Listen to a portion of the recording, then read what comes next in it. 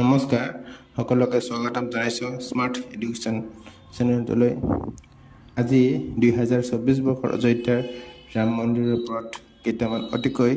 গুৰুত্বপূৰ্ণ প্ৰশ্ন আলোচনা কৰিবলৈ ওলাইছো ভিডিঅ'টো শেষলৈ ভালদৰে চাই থাকিব আজিৰ ভিডিঅ'ৰ প্ৰথম প্ৰশ্নটো হৈছে which stones are prominently used in the construction of the Ram temple Ram মন্দিৰ নিৰ্মাণত কোনবোৰ শিল মুখ্যভাৱে ব্যৱহাৰ কৰা হয় ইয়াৰ উত্তৰটো হৈছে এ মাকৰানা ৰাজস্থান 2 নম্বৰ প্ৰশ্নটো হ'ল what was the duration of the legal struggle for the Ram temple Ram মন্দিৰৰ বাবে আইনী সংগ্ৰামৰ ম্যাদ কিমান আছিল ইয়াৰ উত্তৰটো হ'ল ডি 134 বছৰ 3 নম্বৰ প্ৰশ্নটো হ'ল what is the name of Ajodhya's airport অযোধ্যাৰ বিমানবন্দৰৰ নাম কি ইয়াৰ উত্তৰটো হ'ল মহৰ্ষি বাল্মীকি ইণ্টাৰনেশ্যনেল এয়াৰপোৰ্ট অযোধ্যাৰ বিমানবন্দৰৰ নাম হ'ল মহৰ্ষি বাল্মীকি আন্তঃৰাষ্ট্ৰীয় বিমানবন্দৰ অযোধ্যাৰ বিমানবন্দৰৰ নাম ৰামায়ণৰ ৰচক ঋষি কবি মহৰ্ষি বাল্মীকিৰ নামেৰে ৰখা হৈছে এইবাৰ 4 নম্বৰ প্ৰশ্নটো লৈ আহিছো when was the airport inaugurated in Ajodhya অযোধ্যাত বিমানবন্দৰটো কেতিয়া উদ্বোধন কৰা হৈছিল ইয়াৰ এনসাৰটো হ'ল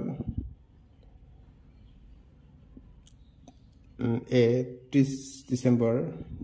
2023 2023 চনৰ 30 ডিসেম্বৰত প্ৰধানমন্ত্ৰী শ্ৰী নৰেন্দ্ৰ মোদীয়ে বিমানবন্দৰটো উদ্বোধন কৰে যাৰ বিমান পৰিচালনা 2024 চনৰ 10 জানুৱাৰীৰ পৰা আৰম্ভ হয় যেটো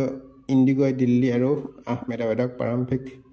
গন্তব্যস্থান হিচাপে সংযোগ কৰা প্ৰথম বাণিজ্যিক বিমান সেৱা হিচাপে আৰম্ভ কৰিছিল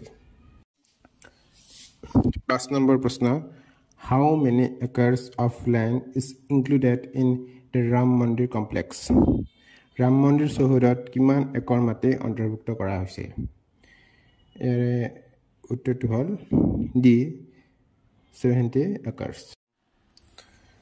6 নম্বৰ প্ৰশ্ন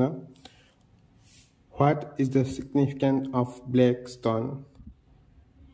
Saligram Sila used in the foundation of Ram temple Ram মন্দিৰৰ ভেটিত ব্যৱহৃত কলাশিলৰ শালিগ্ৰাম শিলা তাৎপৰ্য কি ইয়াৰ উত্তৰটো হ'ল symbols of Lord Vishnu 7 number প্ৰশ্ন who was made the idols of Ram Lala for Ajodhya Ram temple Ayodhya Ram মন্দিৰৰ বাবে ৰাম লালাৰ মূৰ্তি কোনে বনাইছে ইয়াৰ উত্তৰটো হ'ল ডি অৰুণ যোগীৰাজ অযোধ্যা ৰাম মন্দিৰৰ বাবে ৰাম লালাৰ মূৰ্তিটো অৰুণ যোগীৰাজে বনাইছে 8 নম্বৰ প্ৰশ্ন how many mandap pavilions have been constructed in the Ram temple of Ajodhya অযোধ্যাৰ ৰাম মন্দিৰত কিমানটা মণ্ডপ বা পেভিলিয়ন নিৰ্মাণ কৰা হৈছে অযোধ্যাৰ ৰাম মন্দিৰত 5টা মণ্ডপ নিৰ্মাণ কৰা হৈছে গতিকে ইয়াৰ উত্তৰটো হ'ল সি 5 মণ্ডপ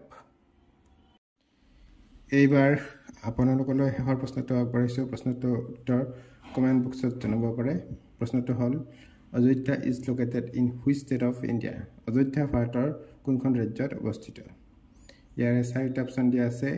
এ Uttar Pradesh B Bihar C Madhya Pradesh D Gujarat